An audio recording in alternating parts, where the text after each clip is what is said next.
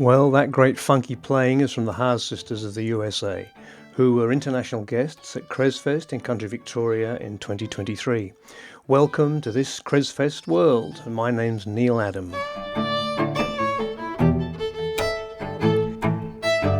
Cresfest is a folk and roots music festival in Creswick near Ballarat, which takes place at the start of April each year. Helping organise Cresfest has led me into all kinds of amazing conversations and experiences, and these podcasts are inspired by them. Today, in episode 2, we're going to hear from Simon McDonald. Simon, in an article published in 1968, was called the best traditional singer ever recorded in Victoria. What a claim. He lived at Springmount near Creswick, and he was first recorded in the American Hotel in town and in a neighbour's kitchen in the 1950s. An LP of his songs was put out in 1961, and copies made their way to Bob Dylan and to Pete Seeger, both of whom had versions of Simon's songs in their repertoire for a time in the early 1960s. But Simon was more than just a singer of his family's old Irish and Scottish songs. He could talk till the cows come home. A Ballarat primary school principal called Hugh Anderson brought his new reel-to-reel recorder to Creswick and over weekends recorded about 30 hours of Simon talking about his life. Hugh's wife Dawn transcribed them, and a book called Time Out of Mind was published of these reminiscences and songs. Sadly, Simon died just before his 60th birthday, the month that the book was released. The reel-to-reel tapes have been sitting in the National Library of Australia since Hugh's death, and I was lucky enough during lockdown to get access to them. I was also lucky enough to get permission from Hugh's son Warwick and wife Dawn to use these recordings in a show called Everyone Loved Simmy, which we've performed here locally in Creswick. Simon's name is not really much remembered here in town, except by his family and a few locals with long memories. So anything I can do to remind people of his name and his voice, I'm really happy to do. In today's podcast, you're going to hear Hugh interviewing Simmy about the start of his life, and then let's hear Simmy singing one of his songs. So without further ado, let's wind our brains back to 1967 to listen to Hugh Anderson starting the ball rolling. Hugh Anderson at Creswick, Saturday the 4th of February 1967, recording Simon McDonald's life story. First episode. Right. Now, how are we going? Good. Right, I'll start my story of where I was born at Springmount in a house called Cunnings. And my first memory, this house was belonged to a publican in Springmount who owned the Springmount Hotel called Pat O'Brien. And I was born there, according to me father and me mother, on the 22nd of November. And that night there was a terrible thunderstorm and a fall of snow which followed, and I was born with white hair, and they always reckoned that I was, the lightning was that bad that night that it turned me hair white before I was born. Anyhow, I don't remember living there because I was too small, but we shifted to Springmount when I was about 18 months old. Pat O'Brien decided to sell this house and pull it down and make a stable for his pub in Springmount out of it. They were paying 18 pence a week rent for this house. What did Pat look like? Well, he was just like a moon-face. I can show you his photo over at his pub on the wall now. It's in the old-time photo of the Springmount. What, in the American? Yeah, and the footballers on the wall there. Yeah. The old publican. He was about 22 stone weight and about 6'5" in height, I suppose, and a jovial man. Yeah. He was always singing Mother McCree or something. And he had an old horse, an old white horse called Masket. And he ran a mail cart to Mollingip. That was about 10 miles every day. He had to drive the mail out from Creswick to there. They call it the Springmount post office, drop the bags there, then he'd go on and away out through Dean and Mollingip. What, he had the mail contract? He had the contract and a horse and cart, an old white horse he called Mascot. Well, coming back, the old horse would be that tired, he'd call up at his own pub, Yeah. and the first thing, give the old horse a pot of beer, and he'd bring out a pot to that old horse. I seen it later years when I grew up, that he'd bring out the pot of beer and put it out to the horse's lips, and the horse would drink down that pot every day that went on.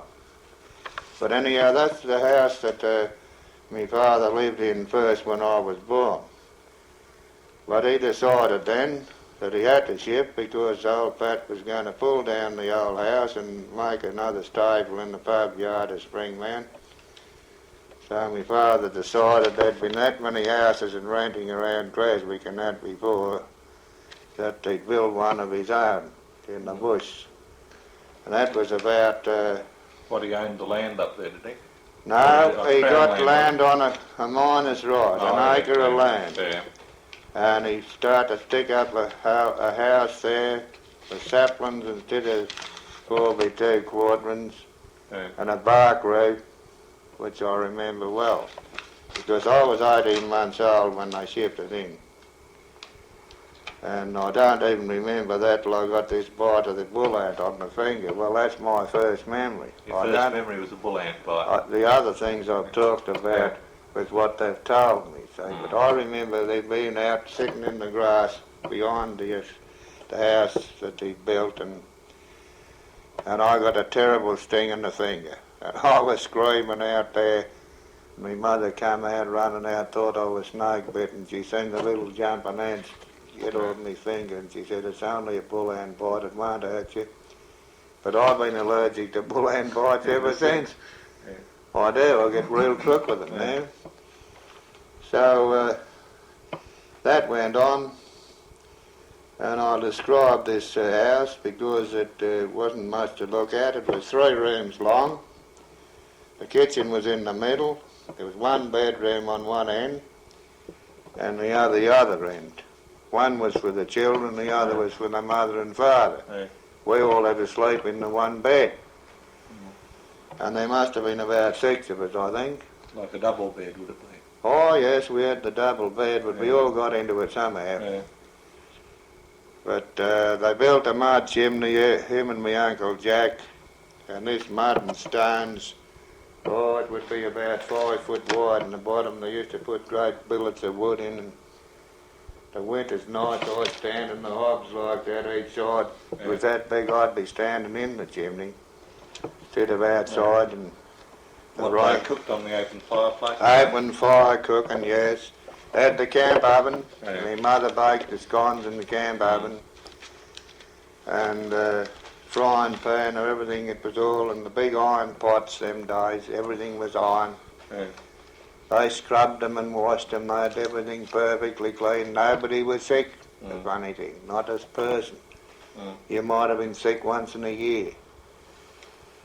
And every night, my father'd come home late. He worked on the gold, the fossicking and that, and he worked till dark practically.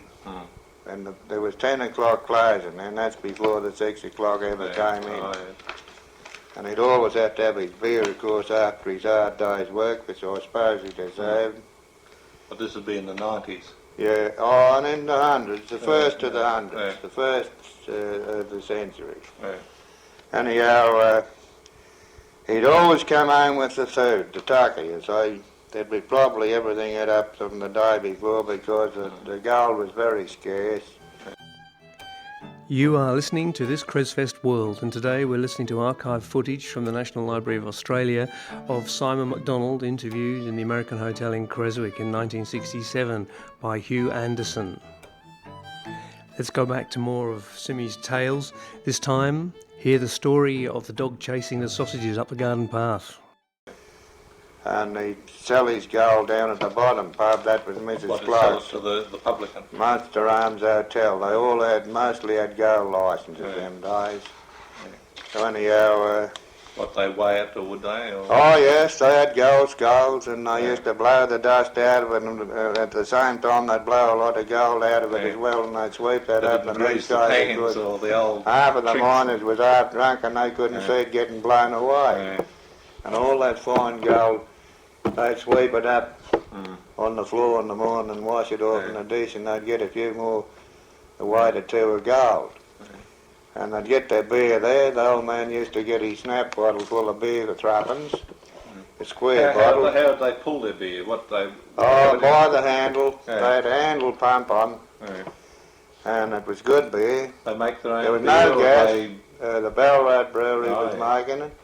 Driven out with horse and wagon from Ballarat, horse and lorry. Yeah. And it was beautiful beer. You could smell it a mile off outside the pub. You didn't have to go in. You could smell beer them days passing the pub. You can't smell it today passing the pub. Anyhow, when he'd come up home in the night, my father, he'd generally go to the butcher's. Sometimes he'd have to walk into Creswick from Springmount about 3 miles to get a few pounds of sausages because he knew we'd be all pretty hungry, and he'd come up there with his square bottle, a gin bottle, a snaps bottle it was really, a threepenny bottle, that was a drink for him. And he'd be coming up the hill and the dog would go down to meet him, and he'd have this string of sausages hanging out behind him.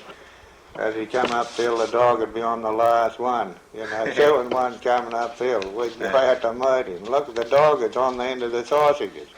He'd have 2 or 3 pounds of these, all beautiful sausages too. Old Joe Featherson used to make them down there. He's one of the butchers at the shop is not even there now, down near the bridge. So when the old dad got home, he'd say, "Righto, children, I'll put on the pan now and we'll have a feed." And he'd chunk all these sausages. Even if we were in bed, we'd have to get up and have this feed of sausages at 10 in the night. It might be 9 or 10 because he wouldn't get home till late.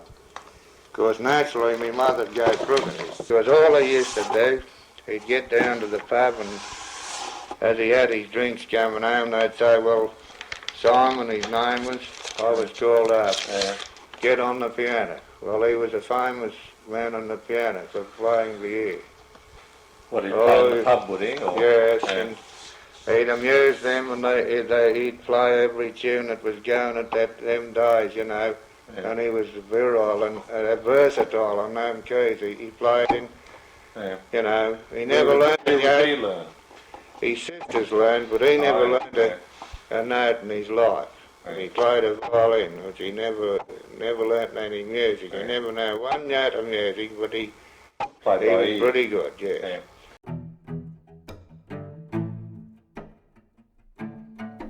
See what I mean about Simon? He could talk, couldn't he? And the 30 hours of tapes are full of stories telling us so much about country life in the Goldfields area in the first decades of the 20th century, as well as giving us such insight into a world of song. One of Simon's best-known songs is a local song called The Cockies of Bungaree. It became really well known from Simon's LP, and folk rock bands like the Bushwhackers and Red Gum recorded versions of it in the 1970s, having learnt it from Simon. Bungaree is a small place just down the road from Creswick, and in this song, which was recorded in the American Hotel in Creswick in 1959 and was written in about 1850, Simmy tells us why we should not go and work for the Cockies of Bungaree. Now all you blokes take my advice and do your daily toil, but don't go out to Bungaree to work in the chocolate soil, for the days they are so long, me boys, they'd break your heart in two, and if ever you work for Cockyburg, you very soon will know. Oh, we used to go to bed, a little bit after dark. The room we used to sleep in, it was just like Noah's Ark. There were dogs and rats and mice and cats and pigs and poultry, and I'll never forget the time we had while down in Bungaree.